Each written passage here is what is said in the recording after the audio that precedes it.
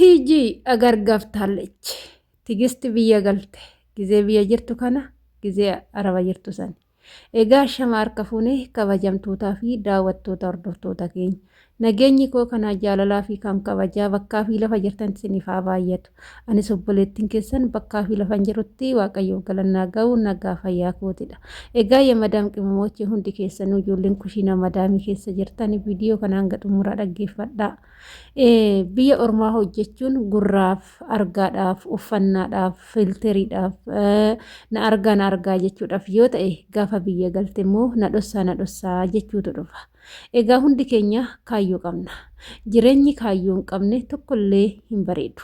Yoon isiniin jedhu bunni qursii hin qabne dhuguufis namatti hin tolu. Dubbiin jalqabaa fi xumura hin qabnes dhaggeeffachuu fi dhaga'uufis dubbachuufis namatti hin tolu. Akkasumas jireenyi karoora hin qabne, jireenyi kaayyoo hin qabne, jireenyi maaliif akka jiraatamu hin beekamne jiraachuufis nama hin barbaachisu jechuudha. Kana yoon isiniin jedhu yee madaam qimamoochee shamarri kushiinaa madaamii keessa jirru hundi keenyaa jechuudha. Gola madaamii keessa har'a maaliif akka jiraachaa jirru, maaliif akka hojjechaa jirru yoo hin beekne bu'aa tokko hin qabnu. Gaafa gallellee immoo bakkuma kaleessanitti deebinaa jechuudha. Yoon kana isiniin jedhu bareedni haati namaa takka ni bareeddi, haati kee immoo ni bushoofti. Yoo jenne haadha kee bushooftuu san jibbitee haadha namaa bareeddu san bira yoo dhatte haati namaa bareeddu suni akka dhala isheetitti akka ilmoo isheetitti si ilaaltee si simachuu dandeessi? Tasallee taanaan hin dandeessu. Eenyu si simataa, eenyu si hammataa, eenyu si dhungataa? Haadhuma kee bushooftuu sanii jechuudha. Kanaafuu biyyi ormaa ni bareeddi yoo jenne, biyya ormaatti jireenyi nutti tole yoo jenne, biyya ormaa keessatti akka mana haadha abbaa keenyaa keessatti jiraachaa jirrame hundi keessanuu. Amma hedduun keessan koomentii tigisti jalatti barreessitanii ani hin galuu asuman jiraadha, ani hin galuu asuman jiraadha. Mee hundi keessanuu yeroo hojii hojjettani kaameraa waraabaa, maal akka hojjechaa jirtan of ilaalaa, kaameraa fuulduratti of ilaalaa, gizee dhiqattanii filattanii uffata ofirraa jijjiirtanii filterii fuuldura teechan osoo hin taane gizee mana madaamii keessatti hojjechaa jirtan, gizee kushiinaa madaamii keessa dhiqaa jirtan hundumaa kaameraa fuuldura taa'atii of waraabaa in argitu jechuudha. Jireenya Itoophiyaa caalaa kan gadadoo qabu jireenya biyya ormaatii jechuudha. Itoophiyaa keessatti illee ati gaafa asitti hojjettu, gaafa asitti dalagattu karoora yoo jiraatte, boruu kee yoo ilaallatte, jiraachuuf galeetan itti gammada jettee waan hojjettu san siraatan kaayyoodhaan karoora yoo ooffatte, gaafa biyya kee galte garuu kan biyya arabaa kana caalaa jiraachuu ni dandeenya. Yeroo ammaatitti immoo biyyi keenya baay'ee jijjiirramee jira. Eechaayin ka'ee, eechaayinas ga'ee, eechaayin dhufee, garamiin dhufee jettee yoo hin beekne ta'e gola madaamii keessa hojjechuun bu'aa hin qabu. Namni kaleessa ofii hin beekne boruu ofii jijjiiruu hin danda'u. Kanaaf baadiyyaarraa yoo dhufte, intala baadiyyaa taate baadiyyaarraa yoo dhufte gaa'ila si jaarradhu, maatii keetii biraayis dhufi bakka feetee dhufi jechuudha. Baadiyyaa keessaa baatee yoo dhufte biyya arabaa hojjettee manuma kaleessa keessaa baatetti, jireenyuma kaleessa keessaa baatetti deebita yoo ta'e hin kuftana amani. Garuu baadiyyaarraa baatee jijjiirrama wayii kaleessa kee jijjiiruu biyyaa baatee dirqama hojjedhu, waan hojjettu san immoo kaleessa keetii qufa malee har'aa keetiin ilaaliin boruu keetii gaafa galte jireenya biyya ormaa keessatti agamuu umurii kee guutuu keessa hin jiraattu. Jaalattee jibbitee osoo aga fedhes ta'ee jechuudha. Biyyi ormaa aga feete sitti tolte sitti bareeddeeyyuu jiraa kee keessa yoo turte du'aan keetu asitti awwaalamuu hin danda'u. Kana ni beektume du'aan keetu biyyuma san galeet biyyuma sanitti awwaalama. Biyya keessan hin tuffatina, waan feete haa taatu. Haala keessan jireenya keessan jijjiiradha. Hara dhiqattee filattee yoo jette jireenya arabaa caala kan jiraattu biyya keetii natsaannatiidhaan akka barbaaddetti baatee akka barbaaddetti galte. Ijoollee baay'een tigistii fakkeenya fudhattaniiti viidiyoo samuuna kana olii gadi uufaa jirtu. Koomentii ishii jalatti ani hin galuu kanumaaf hangaluu sodaadhe hin galuu asumatti nafaa maalii kan jettan jirtu. Aga feete macarra shaarasitti biyya ormaa teechee tokkoffaa maallaqas hin qabdu, umuriis fixatte. barattee gaafa galtu garuu bilaasha badda jechuudha. Umurii ofiitti fayyadamu jireenya ofii san bareeffatanii maal rakkoo qaba mana baaburaa dhaqanii midhaan daasifachuun kan qabu dhaqee daasifata kan hin dhabne garuu kan hin qabne garuu maalan fudhadhee deemee daasifadhaa jedhee kan boo'u meeqatu jira.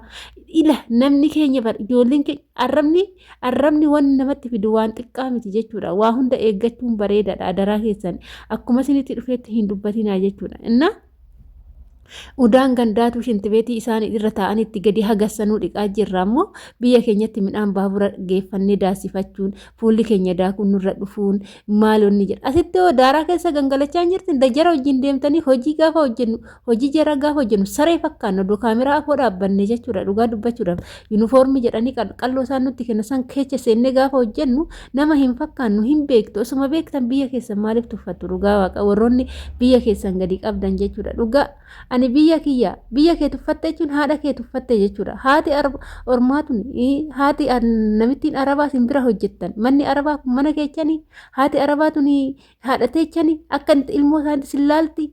Shururu sinin jetti dadhabda sinin jetti beelofta sinin jetti garuu biyyi kee beelofta sin jetti dheebotta sin jetti haadha keeti kaa haati kee beelofte dheebotte kee si laalti heerumtullee abbaa manaa kee jalatti intalli koo maal taate jettee si hollatti siif galee miti.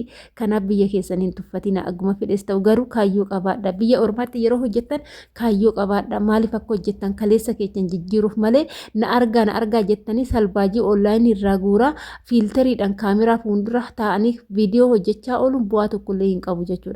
Namni kaayyoon qabne biyya ormaa keessatti garmaamee gaafa galee garmaama jechuudha. Ani gizee tokko ijoollee teenya ijoollee afaan Oromoo dubbatan kun na aarsu jechuudha. Shamarri ta'ee dhiirri ta'ee bu'aa tokko hin qaban wacuu dubbiin isaanii jalqaba hin qabu xumura hin qabu. Wacuu wal dhaggeeffachuu wal dhaga'uun hin jiru. Kaayyoo karoora wanni irraa baradhuun dhabeen ijoollee teenya garuu ijoollee amaaraa hedduurraa waa baay'een baradhe sababiin isaanii beektu. Kan asitti hojjettillee kaayyoodhaaf jechuudha. Fakkeenyaaf ijoollee hedduu asii biyya arabaatti galanii biyya arabaatti hojjetatanii akkanatti hojjedhaaf jijjiiraa jedhanii karaa miidiyaatiin illee hojjetanii nutti agarsiisanii biyyallee galanii akkamitti akka hojjetanii of jijjiiran karoora kaayyoo waa baay'een isaan irraa baradhe sammuun kan bilchaate ana viidiyoo ijoollee Oromoo laalee sun tan viidiyoo ijoollee Amaaraa laalee tanan sammuun koo na bilchaate waa baay'ee akkan jijjiiramu kan na taasise jechuudha. Dhugaan sinitti hima. Innaa har'a tigist biyya arabaa kanatti kaleecha biyya arabaatitti qoosaa waanuma kolfaa uttaaludha. Biyyas galteessanuma maaliif shamarri takka biyya ormaatitti hojjettee gaafa biyyatti galte maaliin akka jijjiiramu qabdu chaanaalii banatteerti. Chaanaalii sana abbaa manaa ishiitti irratti hojjechaa maaliif viidiyoo babbareedu gaafa biyya galle wanta abdii nutti horu wanta hojjennee of jijjiirru tokko nuun hojjenne jechuudha. Akkanumaan na arga akkuma kaleechaa san ishuma jala fiiganii dhugaa viidiyoon ishiin hojjettu waa takkallee namatti hin tolu jechuudha. Ani maaluma akka laalanii uummanni sitti kolfanii hin beeku. Femmesuu bichaan beekumsa malee fiimesii ta'uun illee akkanatti nama dhiba jechuudha. Gaafa biyya galtan haala kanaan hojjedha gaafa bultii qabaattan haala kanaan akkamitti viidiyoo akkasii namaan hojjenne namni jechuudha. Viidiyoo cimilliqii akka daa'imaa gizee hundumaa hojjechuun baay'ee namaaf busheechaa deemaa jechuudha. Inna kana fakkaata. Kanaafuu ijoollee keenya kaayyoo qabaadhaa karoora qabaadhaa malee gola madaamii biyya arabaa hojjettanii akkanuma yeruma hunda waanuma kolfaa waanuma qoosaa laaltu yoo ta'e maaliif akka jiraattan hin beekta yoo ta'e Itoophiyaa galee kanan fakkaadha jettee kan sodaattu yoo ta'e biyya kee jibbitee jedhatta maarree yoo fakkaatte innoo har'a Itoophiyaa keessa soofaan hin jiru soofaan biyya arabaa har'a Itoophiyaa keessa uffanni bareedan hin jiru har'a Itoophiyaa keessa saramakiin hin jiru jira jechuudha. Sammuu yoo jiraate wanti dhabame hin jiru biyya ofii keessa wanta hundatu jira jechuudha. Kanaaf kaayyoon nama barbaachisa.